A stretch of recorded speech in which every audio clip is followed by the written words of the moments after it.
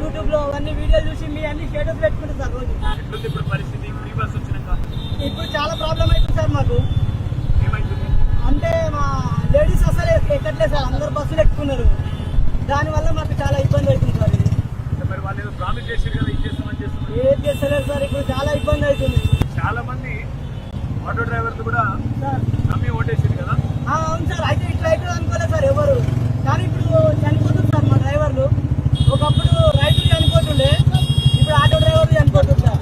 పేపర్లో చూసిన అవును సార్, 14 మంది ఏదో చనిపోయినారు. అవును సార్. మిరియాల కూడా ఒక ఆయన చనిపోయింది సార్. ఎంత పైసలు వస్తుంటే నేను రోజుకి అప్పుడు రోజు 1500 2000 చేస్తుంటాం సార్.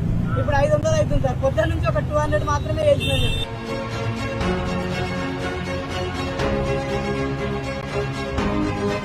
ఏమో మరి ఏం డిమాండ్ చేయాలా ప్రభుత్వాన్ని, ఏం అడగాలా మీరే చెప్పాలి సార్. మా ఆలోచన ప్రకారం అయితే రోజు మేము 2000 సంపాదించుకుంటాం కదా సార్. ఆ రోజుకి ఒక 1500 చొప్పున నెలకు ఒక 15000, రోజు 500 లాగా నెలకు 15000 అట్లా మాకు రైతులకు ఎట్లా ఇస్తారు మాకు కూడా అట్లా ఇవ్వాలి. ఎంతమంది ఉన్నారు ఆటో డ్రైవర్లు హైదరాబాద్ లో? తెలంగాణ మొత్తం 6 లక్షల మంది ఉంటారంట సార్.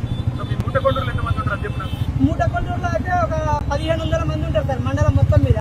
1500. ఎంత దాకా చదువుకున్నారు? నేను 10th ఫెయిల్ అయినా సార్ అక్కడ. అప్పుడు నాకు అప్పుడు ఇంత తెలివి లేకుండా. డిగ్రీ చదివిన కూడా ఉన్నారా? ఉన్నారు సార్ చాలా మంది. కేసీఆర్ సార్ వచ్చిన తర్వాత ఫస్ట్ టైం ట్యాక్సీ మాఫీ చేసారు కదా సార్. అప్పటి నుంచి ఆటోలు మంచి హ్యాపీగా ఉన్నాం సార్. సార్ ఇప్పుడు మన సార్ ఎట్లున్నారు సార్? పెద్ద సార్ బాగున్నారు సార్. సార్ మంచిగా ఉన్నాడు. నిన్న టీవీలో చూసిన సార్ నేను. మంచిగా అయిండు, కాకపోతే ఒక 3-4 వారాలు పడుతుంది. సార్ చెప్పండి సార్ మా గురించి, మా ఇబ్బందులన్నీ. సార్ టీవీలో చూస్తుండొచ్చు కానీ మీరు చెప్పండి సార్ కొంచెం. తప్పకుండా మేము అందరం కూడా గట్టి కొట్లాడతాం. సరే సార్. సార్ ప్రభుత్వాన్ని గట్టిగా నిలదీస్తాము, వాళ్ళు ఇచ్చిన మాటలు నిలబెట్టుకోవాలి.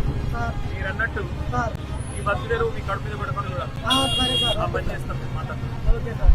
పిల్లలకు కూడా అలో చెప్పు, ఎప్పుడన్నా సార్ తీసుకొస్తా అంటే చెప్పు, నేను కలుస్తాను. చాలా హ్యాపీగా ఉంది సార్ మీరు మా ఆటోలో ఎక్కడం.